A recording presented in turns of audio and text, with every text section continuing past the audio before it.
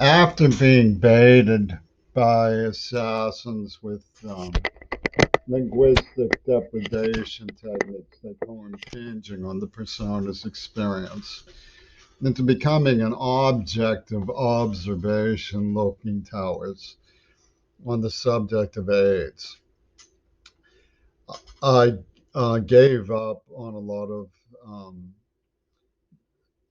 uh, pursuit of understanding the world because of trauma. I was shocked at my peers, and I sat staring into space for about 12 years, during which time I did the film project and showed the genocide pornography comes out of the wheel of D.W. Griffith to Hitler Reagan.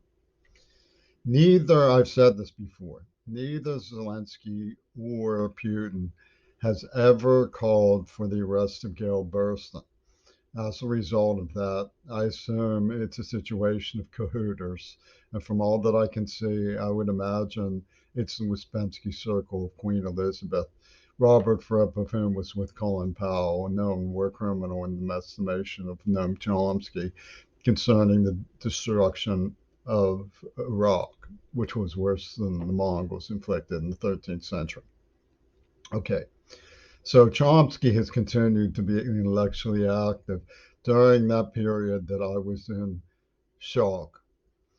And he, from 6 years ago, made clear what I saw in Putin's interview with Oliver Stone, that people who were reprehensibly hostile to the idea of human dignity and the human race had firearms. I don't know where they got the firearms, but he says that Iraq was destroyed and it was a result destabilized so severely that we ended up with monstrous sectarian armies operating as militias, and a great deal of difficulty sorting out who, if anybody, could be trusted to negotiate, if possible, a peace, and if we were going to use military assistance as safeguards to protect people who were interested in democracy and freedom and peace, um,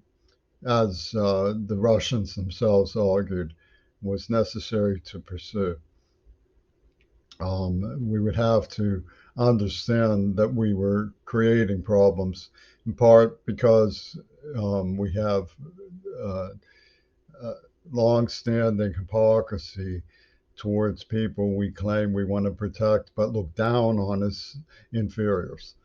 I detect in the mystique of Russians' lettering system, for example, bigotry towards the Eurasian culture that is senseless. Um, just because they don't speak our language or use our alphabet doesn't mean they can't comprehend and communicate effectively on the level of peaceful mutual well-being. And negotiations were necessary in militarized quarters because the earth is being destroyed. So, one of the things that we need to do is learn to accept, in principle, that people who we have biased are, in fact, our equals in terms of human value and dignity. And, the squabbling between Christians and Muslims about what's true ultimately has to be put aside to the welfare of cultures and politics in general. And I didn't go into very much of that during those years beyond um, my shock, um, because I was occupied showing that people who were silent about the AIDS attack have um, overwhelmingly supported the attackers, and there was such complicity on the part of my um, Commonwealth that I was shocked into the disturbing silence.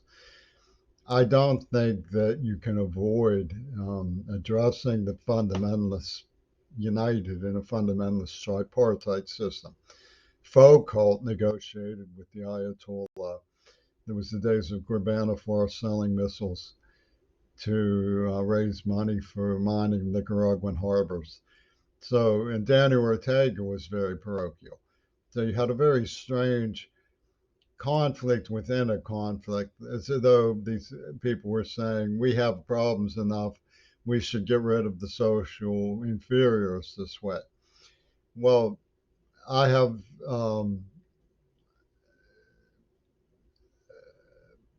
personal beliefs that we created intractable ruin so that we could argue that there was no other alternative. We didn't try to negotiate peace. This is something that came about because of what I discovered, which is that the liberal psychology of America's diplomatic mission was undermined by right wing snipers in Dallas, for example. I know Chomsky doesn't buy that Kennedy was a liberal diplomat who wanted to encourage independence movements and multipolar stances and tolerance, but I do. And I consider us on a different page when it comes to JFK. I understand that he has legitimate concerns about what the 50s anti-communist movement, that more Bobby Kennedy than JFK, was drilled to support and belief in the domino theory. JFK, before he was murdered, was exploring the fact that South Vietnam was attacking Buddhists, which he didn't understand why that should be so. So the biased attitude of American bigotry, of course, has it in for Buddhists and Muslims, and we have problems on that level. And America's leadership is accident prone. It's prone to error. It's prone to creating conditions that are extremely morally disturbing. And this is what Chomsky addresses. He says that if you can focus our arguments primarily on negotiations and primarily on protecting people who are willing to engage in negotiations, you begin to have some sort of policy. That the way that Chomsky is marginalized by the right wing on high, it lends an extremely disturbing element to the idea that people's lives even matter to America's High Command. I mean, when you look at recent photographs of Israelis smashing a funeral procession for someone they murdered who was a press journalist, you realize that all of this chaos is just snarling up some people who have made the loop over to barbarianism. And it's a cultural phenomenon that bodes very poorly for the idea that we can negotiate our way to something less disturbing by opening our hearts to one another. It's extremely sad that a place like Seattle and a place like Pittsburgh have given in to caustic military chauvinism and justifying poisoning of somebody who's, after all, just a poet on the block. The way that I was drafted by Ming-Na Wen and Amanda Harcourt is so to say, if you can't come up with a foreign policy mission statement in which you're an imaginary president of the United States, you don't have the right to exist because of a tall tale that they sewed about me with John Schulman, placing me places I never was, doing things I hadn't done, saying I should have understood things that I don't because I was a child in a Pittsburgh public school and they didn't teach very well. They didn't follow up on my absence after I reported that there was a gang who were going to kill me, and they very nearly did. So I'm dealing with all of this criminal insanity, and it's a paradigm of the breakdown in our culture. There is a very disturbing similarity between a child being taken out of school and tortured in full view of everyone and no one responding, and then the police lying about it for years and years and years. What happened in Uvalde, Texas, a few days ago, where the police just stood by and waited for it to all be done. So we're dealing with a society that can't address its primary focus, which is on keeping the peace, which is on leveraging sympathy for people and acknowledging that we're creating a toxic environment by our inability to address the human dignity of people in a world around us that we refuse cogently engage and try to understand.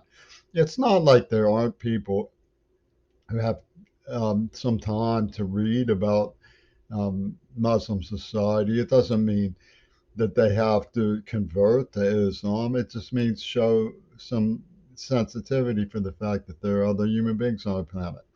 Instead, we have a situation where the bees are going into mass extinction. All of these mass extinction events are related to this incredibly cruel Second Amendment mystique that believes in just bombing things that we don't understand, making up lies about them. And it's all tied to the Axis situation. It's in a chain of media that we call news. It's an entertainment system that I was exposing with my theme paper on Hitler Reagan semiotics.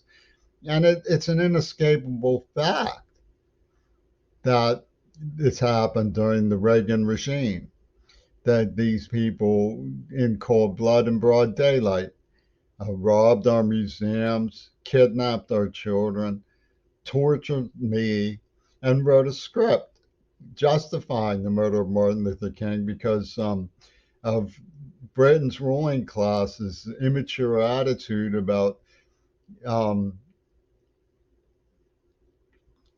wayward sex laws.